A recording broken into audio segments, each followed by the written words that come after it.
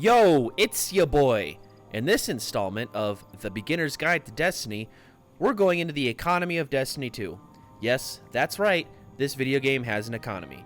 And as you get to the end game, you'll need to know what's what so you don't end up broke and 13 levels below the recommended light level for your next raid. Let's get started. First up, Glimmer. The basic currency in the game. You get Glimmer from defeating opponents, completing activities, and disassembling gear. You also use Glimmer for just about everything, from buying other materials, to upgrading gear and weapons, to buying bounties. Your Glimmer cap, as of the filming of this video anyway, is 250,000. The legendary consumable Rainmaker gives bonus Glimmer on precision final blows. This effect lasts 4 hours and can really help you out when you're running low on Glimmer. This consumable can drop from disassembling gear. Legendary shards are a type of currency that is used in almost as many places as Glimmer, but you can only get them from dismantling legendary and exotic quality items. You also only get an average of 3 every time you dismantle said legendary or exotic item. Enhancement cores are used for upgrading your armor and weapons. They come from dismantling legendary gear, as well as rewards from some of the more challenging activities in Destiny 2. They also come from bounties given by the gunsmith. The gunsmith sells 4 bounties each day that you can complete and turn in for enhancement cores. Finest Matter Weave. This legendary consumable works like Rainmaker. When you use it, the next boss you defeat will drop an enhancement core. Only one can be active at a time, and the effect lasts until you find an enhancement core from defeating a boss. Enhancement prisms are used to upgrade and masterwork armor. They're earned from completing some of the more difficult activities in Destiny 2. They can also buy them from the gunsmith in the tower at a high cost using other materials. Ascendant shards are an exotic quality material required to fully masterwork armor. They're earned from some of the hardest difficulties in Destiny 2, or you can buy them for an exorbitant sum from the gunsmith. Each destination except for the tower and the helm have their own planetary material.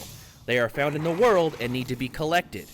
They're used at their respective destination vendor to increase reputation with the vendor, to get rewards, or to buy materials from the gunsmith in the tower. Spinfoil is found in the Cosmodrome on Earth. Dusklight shards are found in the EDZ on Earth. Data lattices can be found on Nessus. Glacial starwort is found on Europa. Helium coils are found on the Moon. Baryon bows are found in the Dreaming City. And etheric spirals are found in the Tangled Shore. Upgrade modules are used to infuse armor, also known as just upgrading the light level of an item. They are available from a few sources in Destiny 2. The first is the Season Pass, the Gunsmith, and 801.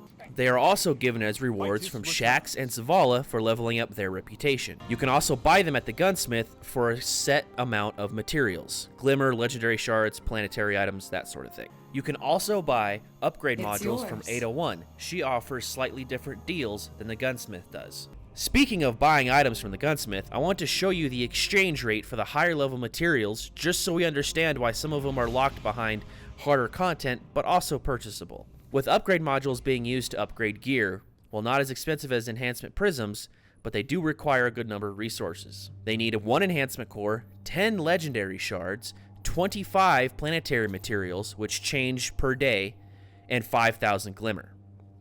Enhancement prisms, on the other hand, cost more in that they require 10 enhancement cores, 25 planetary materials, and 10,000 Glimmer.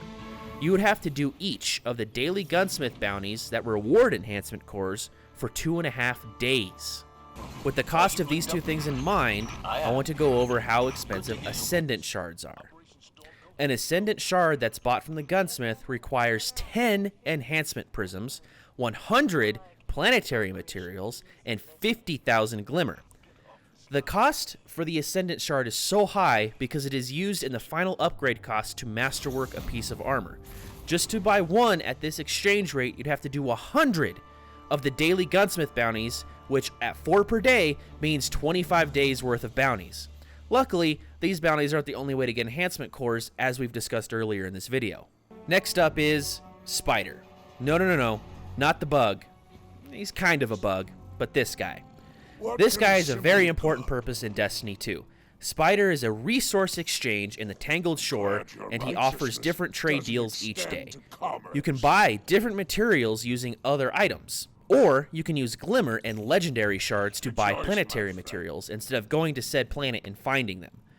Spider also offers enhancement cores and prisms for a moderate cost. There is a limit of 4 enhancement cores that you can buy per week.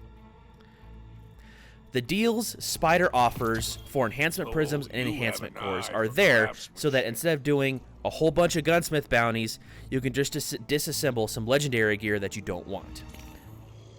With enhancement cores requiring 30 legendary shards and enhancement prisms requiring 400, with an average of 3 legendary shards per piece of disassembled legendary gear, you'd need to disassemble 10 for an enhancement core, 133.3 pieces for a prism.